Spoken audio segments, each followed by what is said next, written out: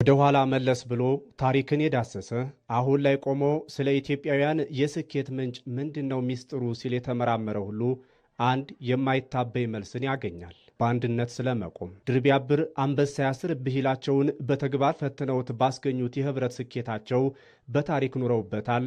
አሁንም ይሄው ቀጥለውበታል። በዘመናት ቋጠሮ ውስጥ ፈተናዎች በዝተው ሀገራቸውን ለውድቀት የሚዳርጉ ወጀቦች በበረቱባቸው ጊዜ ኢትዮጵያ ልጆቿ ብዙም ሳያወሩ ተጠቃቅሰው ስለ ጋራ ዓላማ ሲሉ በህብረት አሸንፈዋል። ለዚህም ነው የችግሮች መሻገሪያ ስኬትን የማብሰሪያ የእነዚያ የብልሆቹ ኢትዮጵያውያን መንገድ ከተባለ አንድ ሆነው እንደ ብዙ፣ ብዙ ሆነው እንደ አንድ ማበር የሆነው። ኢትዮጵያውያን ለአንድ ዓላማ በጋራ ከተሰለፉ የትኛውን ፈተና እንደማይበግራቸው በደማቸው የተጻፈው በአጥንታቸው የጸናው አድዋ ብዙ ይነግረናል።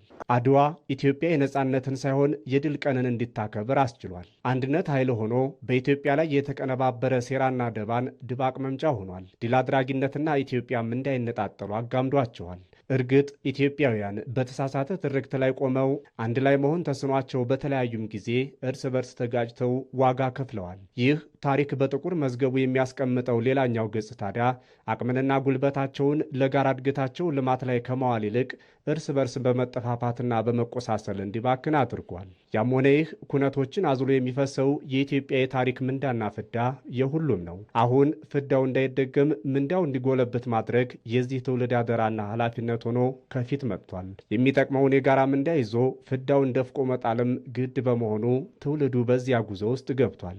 ኢትዮጵያውያን ከመለያየት ይልቅ ሲደመሩ አድዋን ያህል ታላቅ ገድል መስራት እንደሚችሉ ሁሉ የአሁኑ ትውልድም በአንድ ጥላ ስር ተሰባስቦ ሌላኛውን የዘመኑ ክስተትን ጽፏል።